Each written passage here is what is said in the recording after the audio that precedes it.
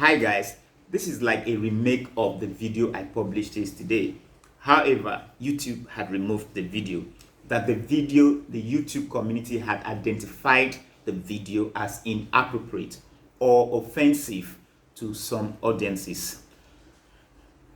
It is quite appropriate at this point to say that that part of the video that seemed to have violated YouTube community guidelines on violent and graphic content policy was, however, intended to highlight the menace of terrorism and banditry in a country where they were running riot, running amok, running all over the place, kidnapping, torturing, and then demanding for ransom from innocent Nigerians. So it was to highlight that part of and then bring it to focus. And I kind of felt that I needed to bring that part of. I mean, it wasn't even the main thrust of the video. It was just a segment that I needed to point out. But YouTube felt that it violated its violent and graphic content policy, and I didn't quite see that. Excuse me. I didn't quite see that video indeed, violated the community guidelines. So as a matter of fact, I had to appeal because if I had a strong conviction that if I'm to, bring to focus the menace of a particular segment of the society that have been terrorizing and the people, I probably didn't see that the intention there was to incite or is for sensationalism, in order to curry lots of clicks, or as if I used that particular video to garner clickbaits. No, I didn't do that. So because I was quite convinced, so I had to appeal. I mean, that video was published just yesterday. In a few hours, it was taken down completely. I was shocked when I went back to check the video, and the video was nowhere to be found, and that it violated YouTube community guidelines on violence and graphic content policy. So I appealed. It wasn't. I think kind of. It didn't take quite long. I think a few hours after I appealed, I got a mail from YouTube again telling me that they have, looked into, they have had a second look into the video, and then they discovered that it didn't violate any community guidelines on violence, content, and graphic policy. In fact, I need to read out what they really what they say, and so that I want to really paraphrase what they say in that, why they have really taken. I think they said we have, and they just said we have determined that your content doesn't violate our community guidelines. Your content has been reinstated. That was what the letter said. Then after taking another look, we can confirm that your content does not violate a violent or graphic content policy. So and then after that, they went ahead to say, after taking another look, we can confirm that your content does not violate a violent or graphic content policy. Thanks for your patience while we reviewed this appeal. So after this, I got thinking that when my video was reinstated, I just got thinking, if I had not appealed, guess what would have happened? It means that my video would stay removed. My video will stay removed, and all the hard work, painstaking editing, even the passion that went into making of the video would have just gone down the drain. and then I would have felt disillusioned and morally broken. So what does this tell us?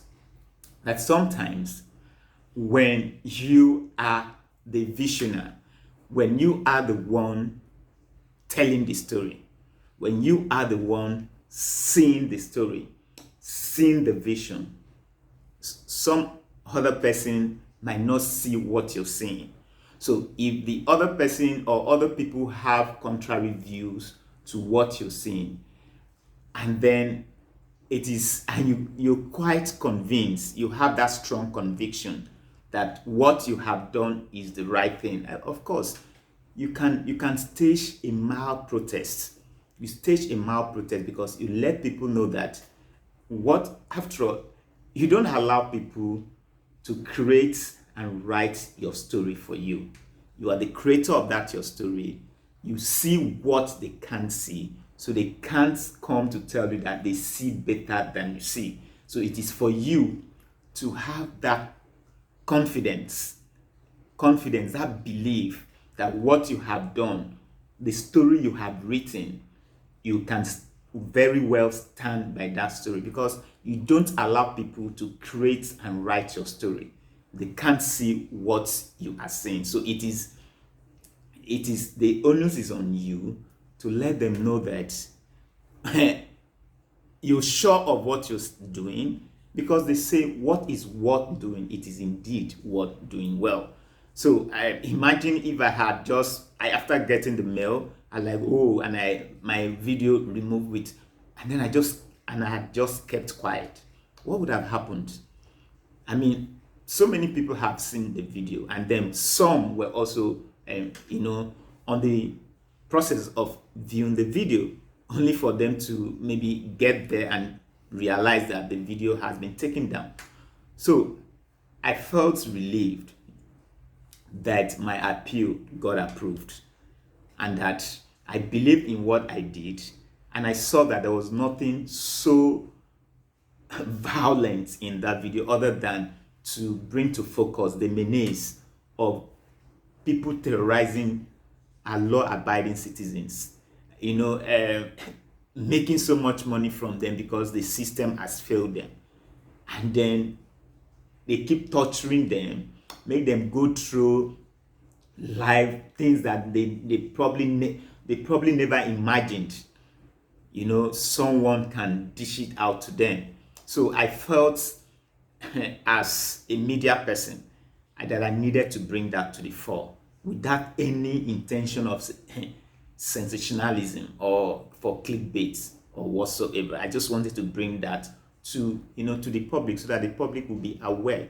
But YouTube saw it differently and decided to take down my video. And thank God I appealed, and then my appeal was approved, and my video was reinstated. So that's why I'm just making this video, that sometimes in life people cannot see what you're seeing. They may have contrary view about what you're doing, and then if they come to you and or they say all kinds of things, or like in my own case, my video was taken down because I was quite convinced that what I did not violate any community guidelines. So an appeal, that was my first appeal in YouTube anyway.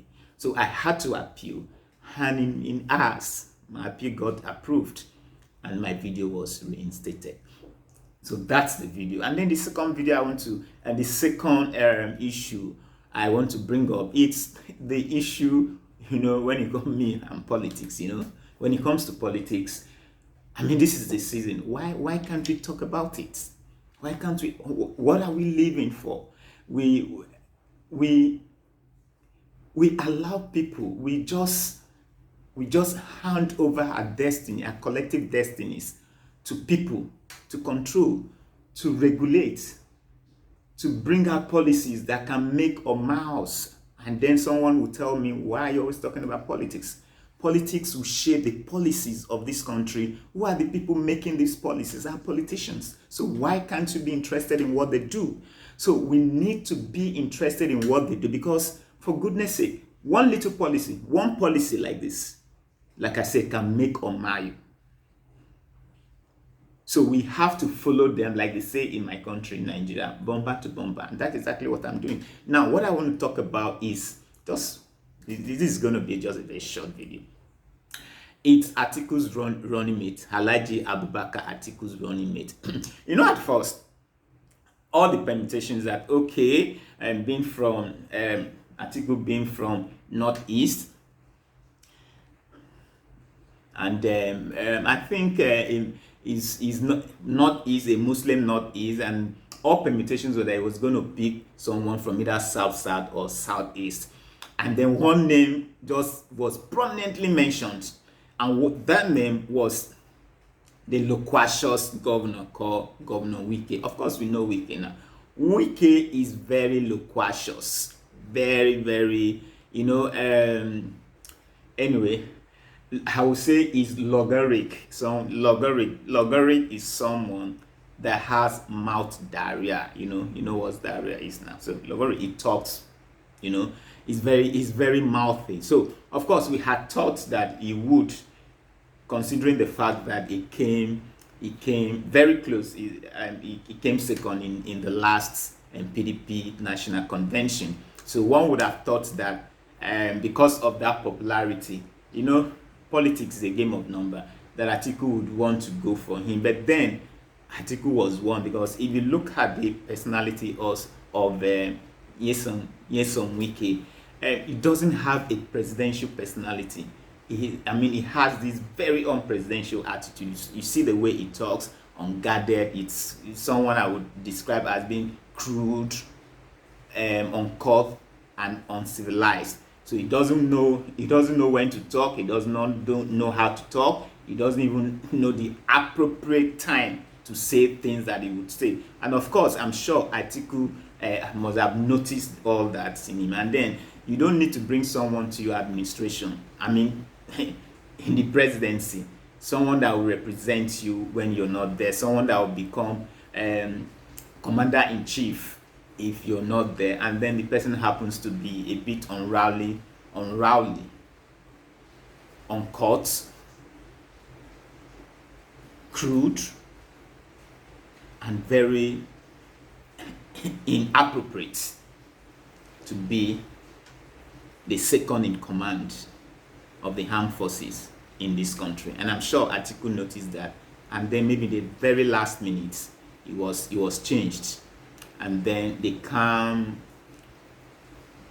highly focused, a bit presidential Okowa, yeah, that's his name, not A, it's Okowa, Ifeanyi Okowa, the present governor of Delta State, was finally selected as Atiku running votes, votes coming from South geopolitical zone. So that's just a short video I wanted to make, and then majorly was because of the YouTube take down of my video, or removal of my video, and then the video got reinstated. So that will be all until we meet again. Like I said,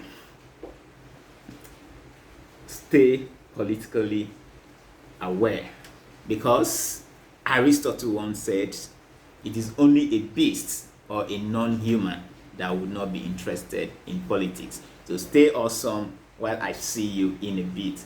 Peace out.